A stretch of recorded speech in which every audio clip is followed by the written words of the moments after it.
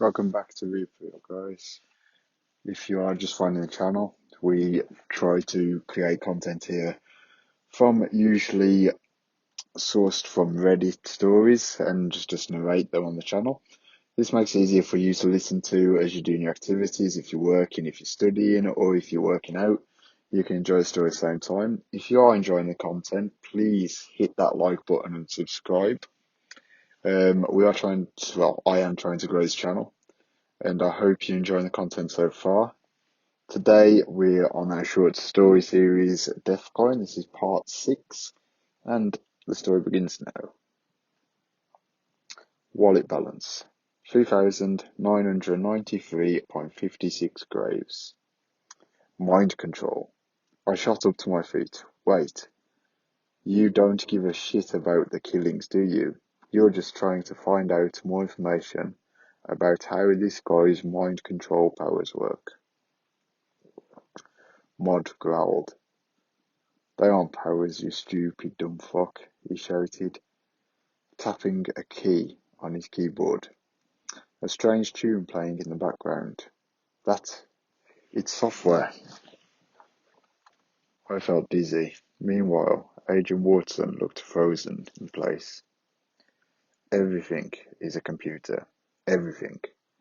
The economic system, the currency, and even that little lump in your head you call a brain. And computers run on code. Code that can decipher and, more importantly, reprogrammed, one said, grinning at Agent Watterson. Don't think you're any different because you're a cop. I turned to Agent Watson as he still looked frozen in place, everything spinning around me. For example, your little plant here. He might not be fully ready to become a digger, but he's all mine. Maud grinned at me. I took a step back. Hey, I'm not. The dizziness got much worse as a strange tiny music played from his laptop. Grab the agent, Maud said. Restrain him for me, lovin'. My heart skipped a beat as I felt my body moved on its own. I turned and ran to Agent Watterson. I grabbed his wrists and pulled them behind him. Without even thinking, I locked his hands tightly behind his back. I stood there, shocked, frozen, and horrified by my own actions. Sorry, Agent Watson. I apologize. Agent Watson hadn't moved once. I'm shocked you feel that hard for this agent, Maud grinned at Agent Watson. Guess all that government training made you suspectable. I didn't even get the boot loaded in place as I did with Lovin here. I tried to move, but I couldn't. What? This is the first time we've ever met. I've been programming you for a little over the last 3 weeks. I just got you fully prepared over the phone, Maud said, smiling. What? How? I asked, shocked. I haven't even been online that much. Oh, you thought putting your phone on airplane mode was slick? Maud chuckled. My app is on your phone, and every time you look at it, it's been building your mental profile. Giving me the tools I need to verify what version of software you're running. Maud smiled, typing a few things on yet another laptop. Software I'm running? I'm not a damn machine, I objected. Yes, you are. You just happen to be biological, Maud said, bringing up a small wireless camera to Agent Watson's eyes. Every human has a different mental subset. There are millions of them, but they share a few key similarities. Base models: aphaltic, empathetic, sociopathic, psycho, introvert, extrovert, and some are even mixers.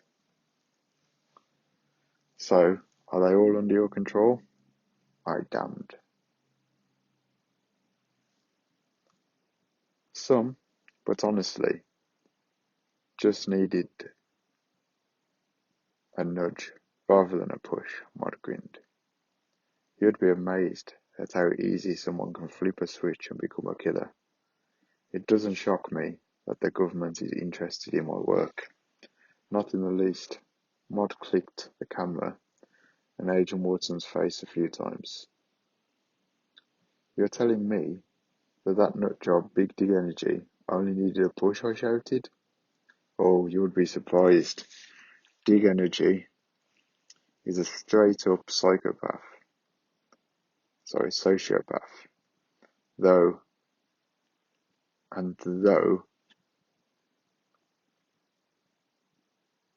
the benefit are he's also an extrovert. You call him a psycho, but he isn't. He's measured. He knows exactly what he's doing. All I did was edit a single line in his moral code, and killing turned into 9 to 5 job for him. Watt grinned. You're going to be harder. It's why I needed you here. So you were going to program me? I was cut off. I was going to make you straight up vigilant. You're an introvert with a strong sense of justice and all that shit. Always trying to play by the rules, Mod chuckled. I'll just have to flip a few switches, and soon enough, you'll see petty crimes as death sentences. For what, money? I questioned. Money? Mod chuckled. Look around. I have money. More than I'll ever need. Gaming the stock market was easy. Crypto was even simpler, but hacking people, Mod smiled, clicking the camera in Agent Watson's frozen face again. That's a triumph. Flipping switches is one thing. Your government agent here, he is going to be my next big project, Mod laughed viciously. I wonder, can I make a man turn everything he believes in and become nothing more than a slave to my will? Afraid you've watched far too many action films. As a kid there, son, Agent Watson said, suddenly coming to life. What? Mod frowned at Agent Watson, bent forward and hurled me at Mod. I cried out in panic as I flew through the air, crashing into Mod. My shoulders cracked against the table, and a couple of his laptops smashed to the ground. Mod pushed me off him, groaning, "What the hell? You were out. I was having issues, even getting your personality software. You were so under." I was just listening very carefully, Agent Watson said, drawing a sidearm. Now, let's go nice and peacefully. Mod smiled. Well, now that you tipped your hand. Mod clicked a small device in his pocket. As soon as he did, I heard static. Mod began to speak. Now, Agent Watson. Listen all you want. Lovin', ignore me. Mod rapidly got up and sat down, almost like a flash. But as he spoke, I started to get the feeling he wasn't moving fast. The sun outside looked to be sinking visibly on the horizon. I also couldn't understand what Mod was saying. He was speaking to Agent Watson after all. But as I looked around, I realised that for me, I was thinking slower, like I was on a time-lapse camera. I was only taking in little bits of information at a time, at least consciously. Was this how Mod had compromised me before? Where he had me on the phone for over an hour, where it just seemed only to be minutes as has passed? As the sun finally began to set, I heard a click, and things seemed to be normal. again. Well, Agent Watson, Mod said, with a sly grin. Why not shoot love in here? And then you can do everything we talked about. Agent Watson was still frozen in place. Agent Watson? Mod clicked a device again, and strange buzzing noise ringing from his pocket. He should be out of the boot mode by now. Boot mode, I shouted, meaning a program state. The same state you enter when you go to sleep, Mod said, with a boastful grin. The same way you only see 8 hours of sleep as a few moments. You can't do all of this. Program people's minds. Calculate stock markets and crypto. But to use it all for this, I demanded. And how should I use it? Therapy? Mod scoffed. There's no profit in that. Mod sighed, moving through screens on another functioning laptop. So, why is this guy stuck in his boot state? I growled, pissed at this point. This all had to be bullshit. You don't even remember things in your sleep. How could you program someone in it? I shouted. The human mind is more receptive and allows me to give plenty of information without the subject even being aware. They've been modified, Mod smiled to me. Like you were unaware. Agent Watson turned to Mod and fired a shot at the laptop screen. Okay, that's enough of that, son. Put the gun down, Mod demanded. That's an order. I'm your admin. Afraid not, kid, Agent Watson said with a smile. I bootloaded you. I know I did. You stood there like a statue for hours, Mod argued. Smart kid. But you're not as observant as you think you are, Agent Watson said, approaching Mod. You were right. Everything can be programmed. People, cars, boats, planes, and computers are all over the place. But why can't I program you? Mod said, fear in his eyes as Agent Watson got face to face with him. Simple, kid, Agent Watson said, as he placed both hands on Mod's shoulders. You're using meat brain software on silicon. With Agent Watson head-butted Mod, sending him to the floor in a heap. I rubbed my bruised shoulders as Agent Watson knelt down by Mod and felt his pulse. Now what? I asked. Perp is in custody, Agent Watson said, as he picked Mod up as if he were weightless. As he did, several other agents soon swarmed the ship. I started to remove computers, laptops, and anything with a screen that wasn't bolted down. I sighed slowly, getting to my feet. I guess this means my assets are gone. I could care less about your crypto, kid, Agent Watson says. That's all you. I looked at my phone screen, checking my app. No signal. All right. Agent Watson clicked the device in his pocket and my phone signal returned. My jaw hit the ground. Grave value, 49.45 US dollars per grave.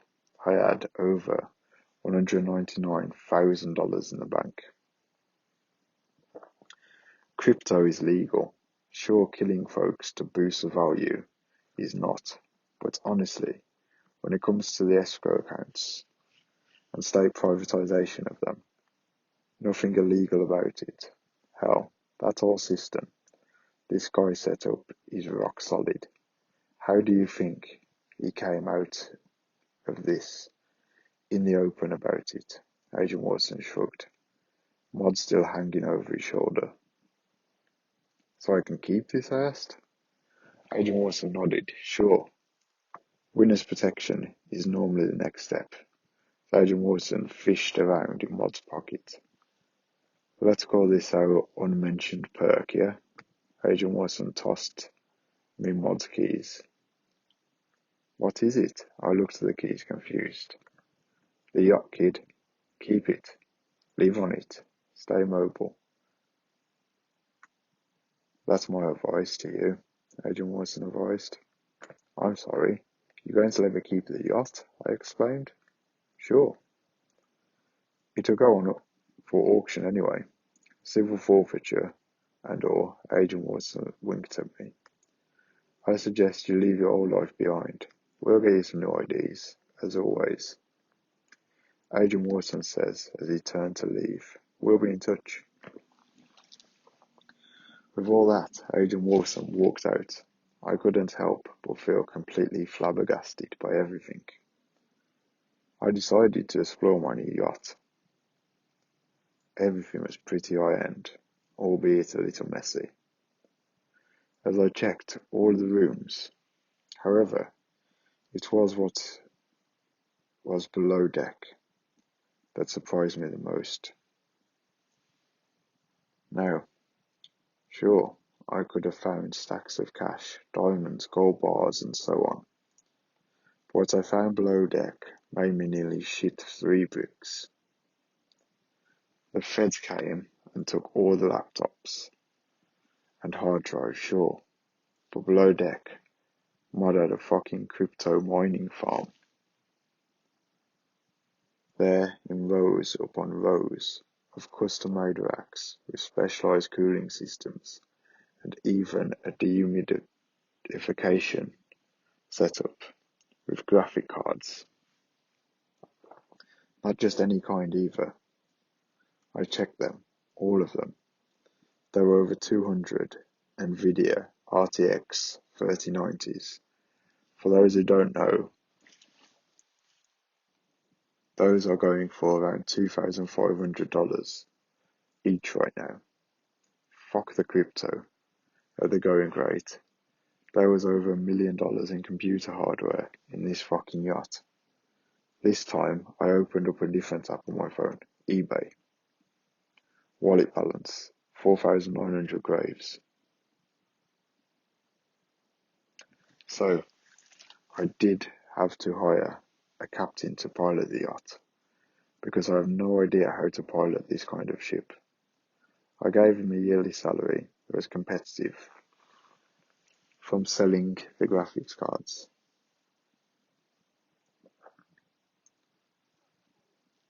That being said, I was not short on cash.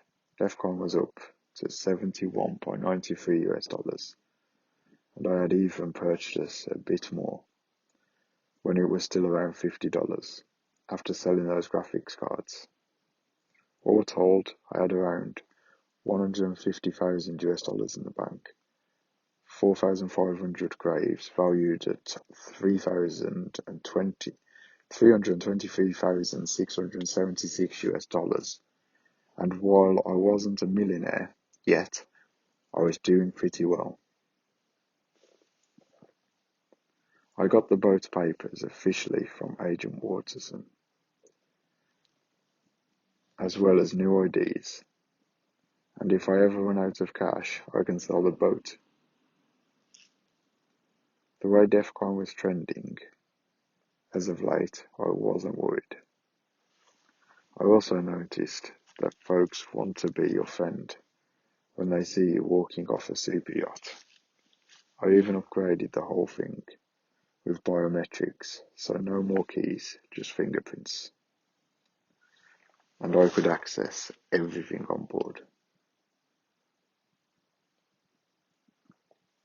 It was when I was docked in Florida, right after giving the captain a night off, where I found that, yet again, cars and boats attract the opposite sex.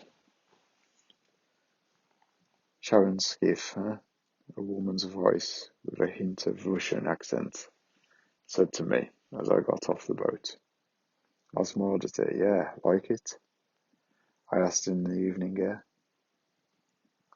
Her hair was bleach blonde, with dark black roots and tips. Her eyes a lovely light blue to go with it. Despite this, she had a healthy tan and wore a pair of form-fitting yoga pants and thigh-length dress.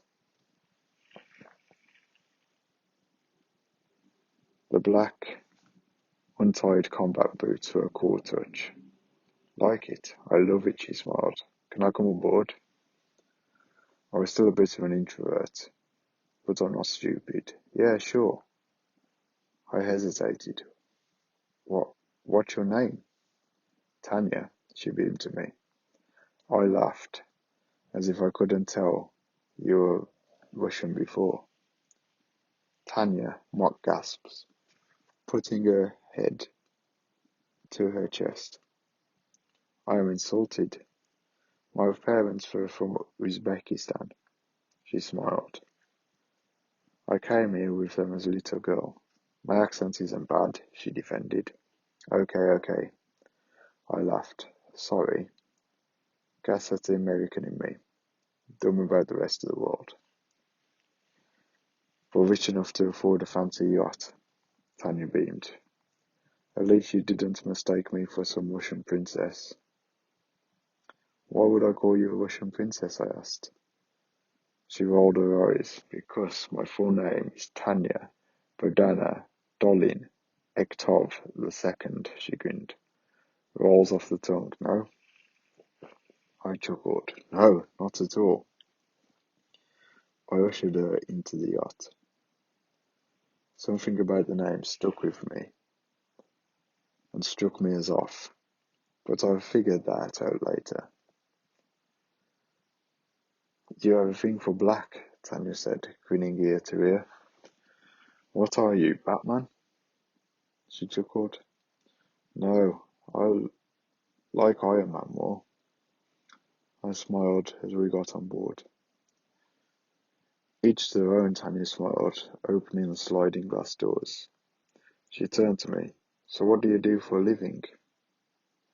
I'm an investor, I smiled, as I followed Tanya into the interior, closing the glass behind me. What do you trade in? Tanya asked. Crypto and electronics, I boasted. What about you? You just follow rich guys on their yachts with promise of good company? You wouldn't believe me if I told you, Tanya says mischievously. Tell me. I mocked, demanding. Tough guy, huh? Tanya smiled. I'm a truck driver. Really? Like big rigs? I asked. The biggest, Tanya smiled. Wide. So, when are you going to hitch your cab onto my trailer? I had bad with truck terminology, but I get good sex innuendo just fine. So, that story. Tanya, showering. I'm finally on top. And honestly, though, I was a crazy ride, even turning out alright. Just for everyone out there, be careful what crypto you get into. You never know how deep you'll end up.